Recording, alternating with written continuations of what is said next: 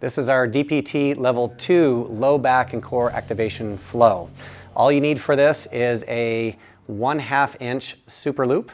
This is one of our favorite rehab bands, and something to anchor it to. So I'm going to use a rig here in the video. At home, you might just need one of those little loop anchors that go in the door. You close the door securely, make sure it's latched, maybe even locked, and to make sure that that anchor is in there tightly so it's safe and stable. The nice thing is with this flow is you are going to progress some movements that we did in the level 1, but now you're going to challenge the system by making it a little bit more reactive. So we're adding layers of complexity to this. That being said, you might start to feel some muscles just get a little fatigued, a little tired, but nothing should be painful. So just keep an eye out for that. If something's painful, go ahead and skip it, move on to the next exercise. We don't necessarily want to work out through pain. All right, so this is filmed just like the other ones in real time so you can follow along. I'm going to take you through this once. Typically, I'd have people go through this 2 or 3 times. This might be a little bit longer because we got both sides to do. So the first thing we're going to do is we're going to take this, we're going to loop it around the rig. We're going to do it about waist high, and we got a handful of things to do. The first thing is a side plank band row. So what we're going to do is we're going to back up until there's a little bit of tension here. I'm going to drop down onto the ground like this, and I'm going to go into what we call a long lever side plank. And so what that is, I'm going to push down with my elbow, squeeze my butt, and pop up onto my feet. If this is too challenging of a position, you can do a short lever on your knees, but really what we're going to do is we're going to pull. So again, I'm going to do a long lever. Here I am, staying nice and stable. We're going to do 10 pulls on each side. Nice and controlled. As I pull that band, it's trying to pull me forward, so my core and my body is having to react and stabilize, and that's exactly what we want.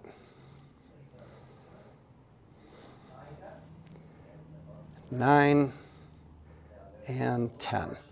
This is not a race. We're trying to create stability, so move intentionally, but it doesn't have to be fast. We want control. It's the same thing, long lever. We're going to do 10 of these guys.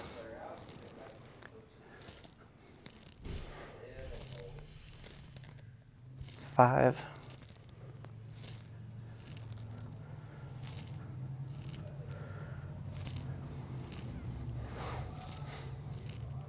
And 10. Great. Next, I'm going to stand up.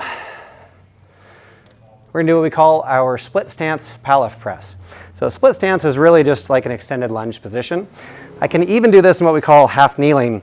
And really from a half kneeling position or a basic lunge position, it's going to be knee underneath the hip. We're going to be drawing a bunch of boxes here. This is nice from a stability standpoint, but a little bit more challenge would be this split stance. So this is where I'm going to do the exercise. If it's too much, drop that knee to the ground. The Pallof press, you're going to pull this band so it has some tension right in front of your belly button. Nice and tall. You should feel that glute kick on here. We're just going to press it out in front and pull it back in. So this is trying to rotate me.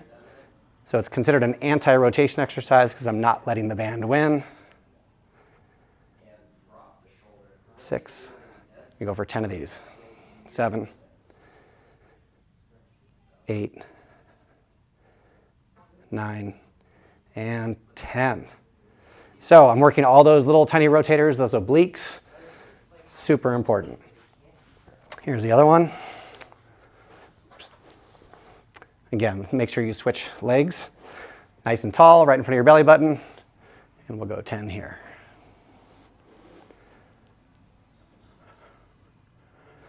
You can think about squeezing your glutes and spreading the ground with your feet and everything like that. But just being in this position should open up those hips, turn on the glutes, turn on the core.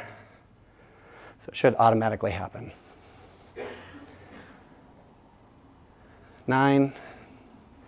And 10. Very good. Okay, so far we've worked kind of the back and the lateral core. We've worked the rotators. Now we're going to work the anterior core. Put you back in that split stance position. We're going to do a split stance band press. So one hand, going to take this, going to bring you out in front. The same side leg that you're holding the band with is going to be back. I'm going to drop into that split stance position. Just float that back knee off the ground. Stay nice and tall, and I'm going to press.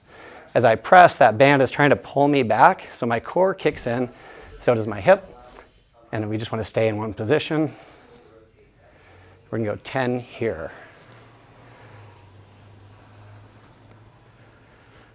What you might find is that band might feel too easy, too heavy. Just either go forward or back, kind of dial it in so it feels like it's the right resistance. And 10. Good. I'm going to switch legs and switch hands. So same thing, left hand, left leg is back. Start here, nice and tall, 10 presses.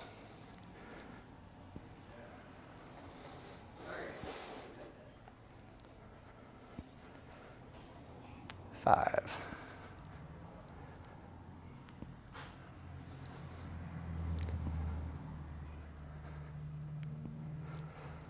9 and 10. Very good. There is a slight anti-rotation, and there's definitely an anti-extension movement in there. Next, we're going to do what we call a single leg stance, opposite arm band pull.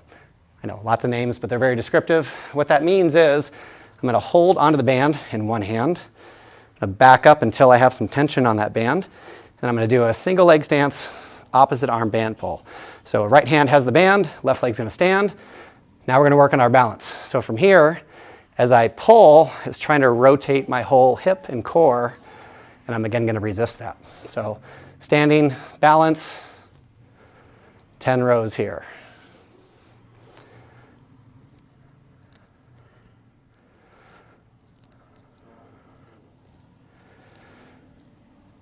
Six, 7, 8, 9, and 10. I'm going to go ahead and switch sides. It's the same thing. Soft bend in that knee, holding there.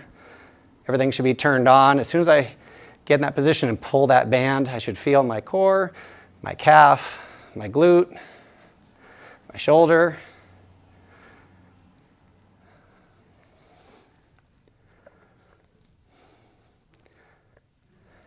Eight, 9, and 10. Okay, very good. So we pulled, we pushed, we did our Pallof press, we pulled again. So now we're going to get down on the floor. This is called a stability crawl. This is going to work our anterior core and our shoulders and our hips. So a normal just hands and knees position looks like this. We call it a stability crawl because if we just crawled from here, it'd just be a crawl. Stability crawl because I'm going to float those knees off the ground. And then I want you to pretend like you got a cup of hot coffee or a glass of water on your back. And you're going to try to move forward without your spine tipping. So it's not about how fast you go, just like the other exercises. It's all about the control. Also depends on how much space you have. But even if you only have a little bit of space, you can just go forward and back.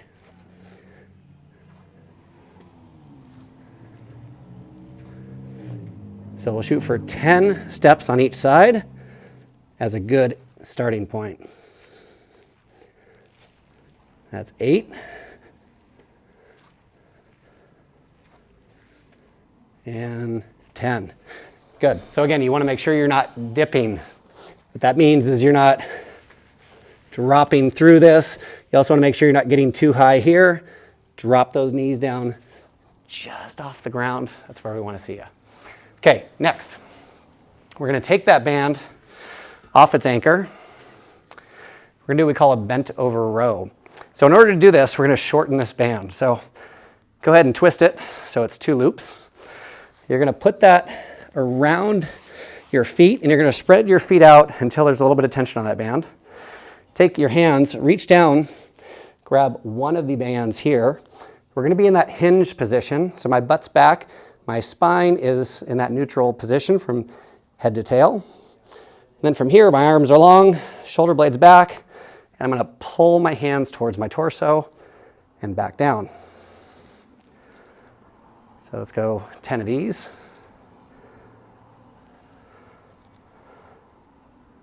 5. And as I pull, the band is getting pulled more taut. It's trying to bend me forward. I'm not letting that happen, so I'm using the muscles of my posterior chain, which is effectively my hamstrings, my glutes, and my low back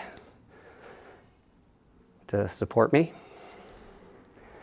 And 10. And then from here, we're going to move right into, if you can, go ahead and I'm going to grab both bands now. My shoulder blades are going to stay back. It kind of pulls my chest up a little bit. I'm just going to squeeze my butt and stand up. I'm going to move right into a banded deadlift. If you need a break between the banded row and the banded deadlift, that's okay. If you can go right into it, go for it.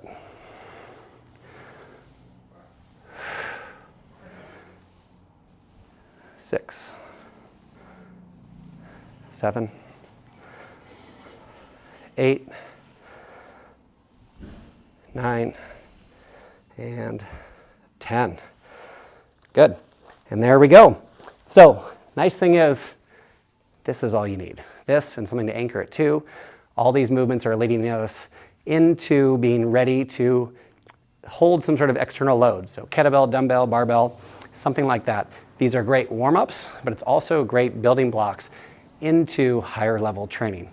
So give this a try. Again, 2, maybe 3 times through, a couple times a week. See how you do.